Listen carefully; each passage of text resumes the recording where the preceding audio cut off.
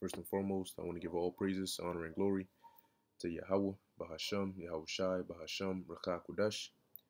Double honors to the elders and the apostles of Great Millstone, and peace and blessings to the elect. It's going to be a quick video, but this is what you have going on in the UK amidst this whole fuel shortage situation. Okay, now this is from rtnews.com. And it says, man pulls knife on motorist in heated argument at petrol station queue amid UK fuel shortage frenzy.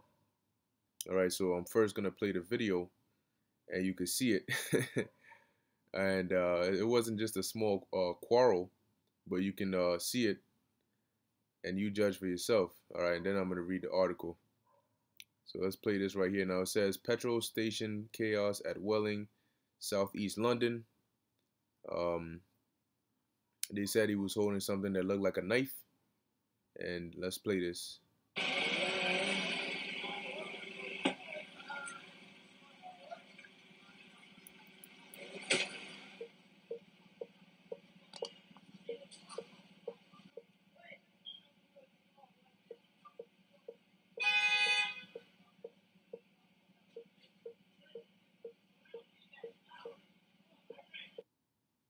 I'll play it again.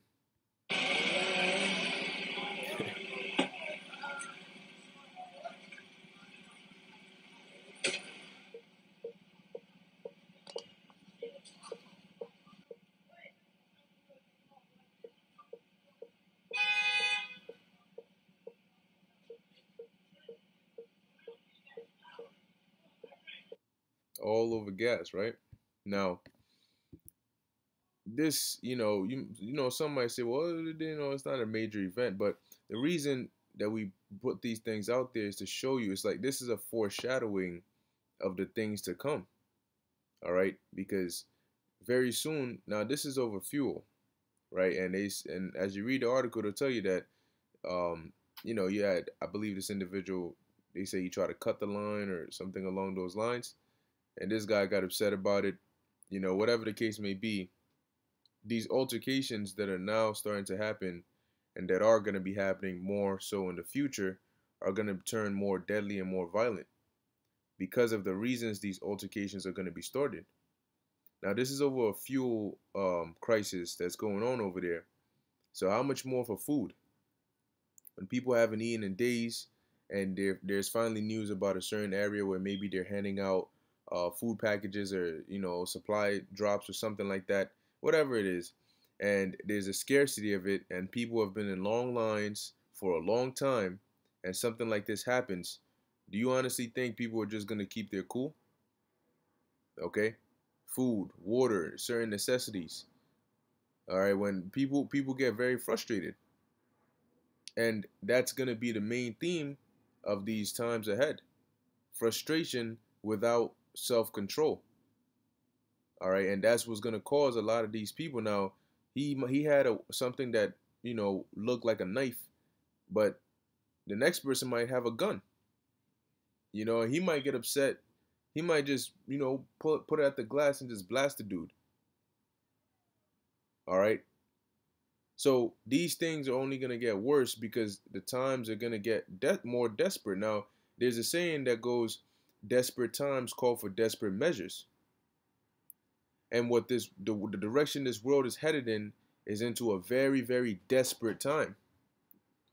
You have to understand what a combination shortages plus inflation is. All right.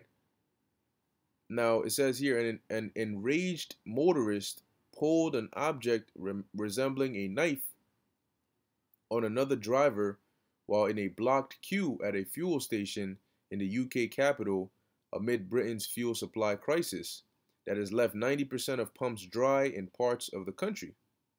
On Monday, a video purported to show a furious driver brandishing what appeared to be a knife at a petrol garage in Welling, southeast London. While wielding the weapon, the man shouted at the other motorist who he accused of trying to cut the long queue for fuel. See? So you've been waiting in line a long time. People are frustrated. They're like, this doesn't make sense. What the hell's, and then you got this situation right here. So in times like this, little incidents that, in the past would have been something that you just brush off, they become much more violent now because people don't have a reason for them not to be. Understand, as things get tougher and, people lose their jobs and things like that, hardships, people are already going to have their own problems that they're going to be walking around with. Frustrations, anger, directed at maybe not at you, but you might just be in the situation and they just let it all out on you. Maybe through some bullets or a fist. Might just punch you in the face over an argument. Over, you look at them, what you looking at, Nick?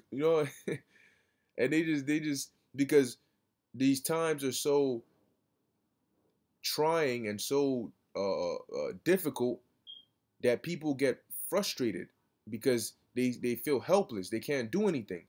They don't want to comply and all this BS is going on. So people are getting very angry and very frustrated.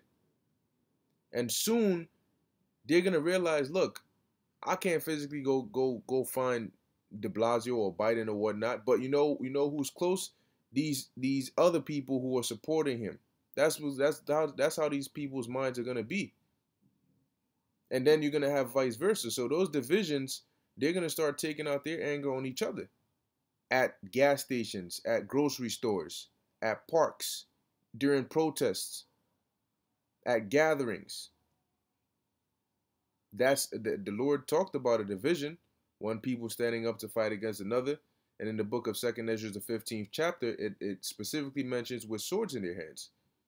So what kind of altercation do you think that's going to be? Not a peaceful one. Now it says here, after an intense exchange of words, the man was carried several feet across the street on the bonnet of the car he had just approached with the sharp object. Now there was a video maybe a month ago of Fordham.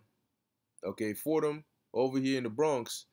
And the traffic was so bad, you just had this individual that just said, yo, F it. And the car just went off the road through the sidewalk, and he knew what he was doing, but he just didn't care. He just started driving straight through the sidewalk. Like, forget the traffic, forget the lights, forget all of that. He just had enough, and you just, whoo. So you're going to have certain situations where people might just say, yo, at this point, I really don't care. They just might, like this dude right here, where it pushed them just a few. Next time, somebody might just run him over and just not care. You have a lot of these state troopers and police force, healthcare workers, firefighters that are now quitting their jobs because of these ridiculously stupid mandates. And that is going to give more room for more activities to take place. And next thing you know, you have certain people that might have been cops in the past, but now they're doing what they got to do.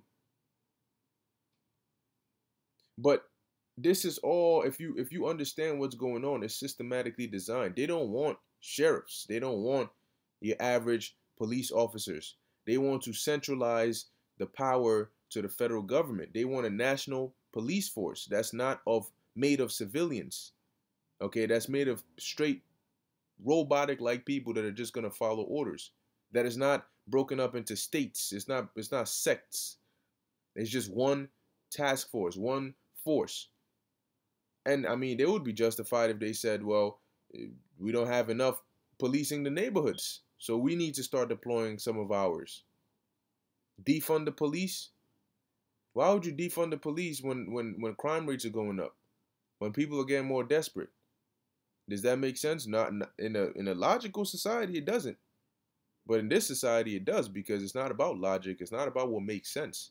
If you've been paying attention and you're smart or have some common sense on a level, you'll understand that this is not about common sense. Nothing that's going on in the world right now is about common sense. It's about an agenda. Because common sense wouldn't tell you to keep putting something in you that's not working. Common sense wouldn't tell you, it's not about common sense. It's not about what works. It's about what gets the plan done. It's about what forwards the agenda. Common sense should tell you that. Now it says he then proceeded to kick the driver's door and booted the vehicle's wing mirror. Oh man. It says the Metropolitan Police said it had been called at around 2:30 p.m. local time to reports of a disturbance involving two motorists outside a petrol garage in Bellengrove Road, Welling. And well, it says no injuries were reported, but it's just going to show you that with just a little bit of chaos, a little bit of stress, people are already at their breaking points. So just try them. Now this is the book of 2nd Ezra, chapter 5, verse 11, and it says, one land also shall ask another, and say, is righteousness that maketh a man righteous gone through thee? And it shall say, no. Okay? So what you're going to start to see is people are going to be moving without discipline, without any chill, as they like to say. You know, no chill. Yeah, that's what people, that's the mindset people are going to be in. That's what it means when it says the course of their actions shall stand in their power. The course of their actions is what they're going to do, and that's going to be up to them. And they're not going to be in a condition to be caring. So they're going to make decisions that are selfish, that don't regard consequences, and those are dangerous decisions. That's why the scriptures talk about being circumspect for the day, redeeming the time, for the days are evil. So understanding that we ought to be what? Circumspect, looking around us, watching ourselves, being very careful, because things are only going to get much worse. As the Lord said, Matthew 24:12, and because iniquity shall abound, because lawlessness, because anarchy, because chaos is going to abound, it's going to become plentiful, for lack of a better word. The love of many shall wax cold. The agape, the hospitality, the it's all good, bro. You know what? Never mind. Don't sweat it. No more of that. It's going to wax cold. People are going to be numb. They're going to be cold. They're not going to care. That's what's getting ready to happen. So as these things, as these shortages and these crises start to spread throughout different locations, a pandemic is going to be the last thing people are going to be worried about. All right, so with that, I just wanted to bring that out. Lord willing, that was edifying to the elect. In closing, I want to give all praises, honor, and glory to Yahweh, Bahasham, Yahweh Shai, Bahasham, Rakha Kodash. Until next time, Shalom.